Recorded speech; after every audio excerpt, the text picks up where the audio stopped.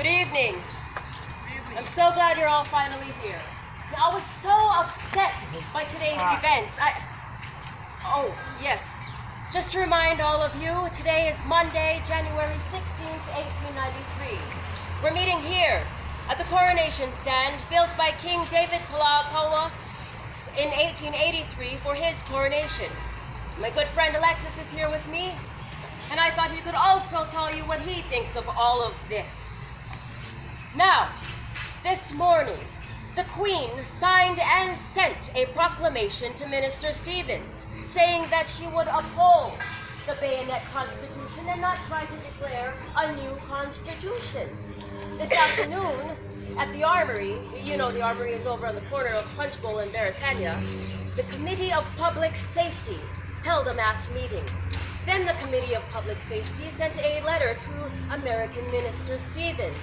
It read, "In view of recent public events in this kingdom, culminating in the revolutionary acts of Queen Iolani on Saturday last, the public safety is menaced, and lives and property are in peril, and we appeal to you and the United States forces at your command for assistance." That is some joke. What? No. Who do they need protection from? There is nothing anybody needs protection from. At the same time, the Hawaiian community and all those loyal to the Queen and the kingdom met at the palace, led by the Liberal and National Reform parties. A resolution was adopted, stating that the government does not and will not seek any modification by any other means than those found in the organic laws of the Constitution. I have to tell you that I'm afraid there is no honor in this Committee of Public Safety or their friend, the American Minister Stevens. They have seen a chance to take down the Queen, and they are grabbing at it with their greedy fists. Yes, I say greedy. I know these men. They stop at nothing for money and power. The McKinley Tariff has taken a bite of their profits. With the reciprocity treaty that the former king negotiated for them, they were able to have a big advantage in selling their sugar to America. But then the tariff comes, and sugar from all over the world, they come to America duty-free. The sugar industry here loses maybe $5 million a year. So they have lost that advantage, but still, they make money. Not so much, but still, they make money. Then they hear the sugar growers in America, they are receiving a 2 cents a pound subsidy. But in order to get this, they must be part of the United States of America. I myself come here from Sparta. I left my own country, which I love very much because it is very hard there for a man to have good prospects. I came here to work for my uncle.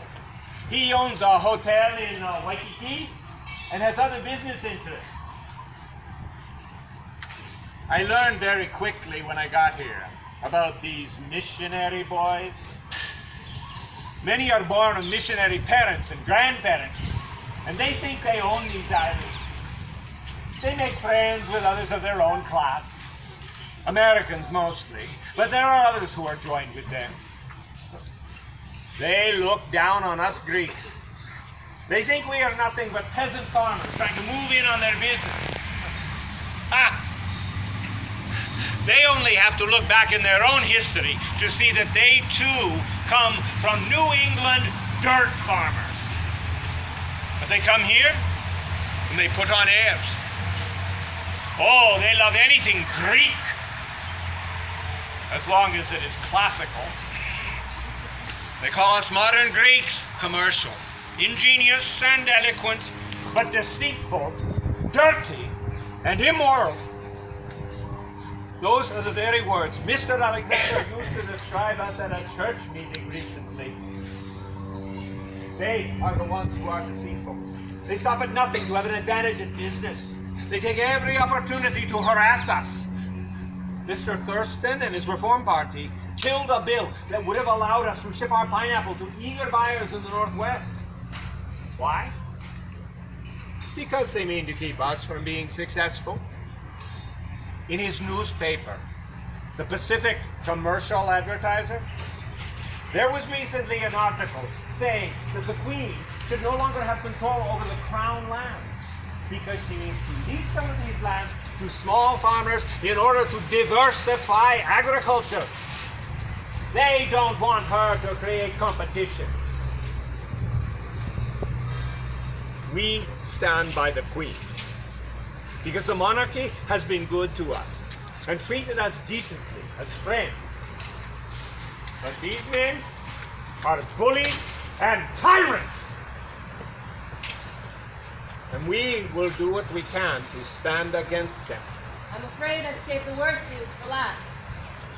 After Minister Stevens received the request from the Committee of Public Safety, he sent a written request to Captain Wiltsey of the USS Boston for the landing of the troops and for the protection of the U.S. consulate and legation and for the protection of American lives and property.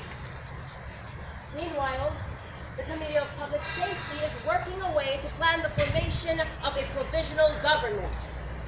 At 5 p.m. today, the troops landed and marched down the street. They are now just across the street from us, over there, at Arian Hall, behind the Opera House. This is a clear threat to the Queen. There are about 160 U.S. soldiers.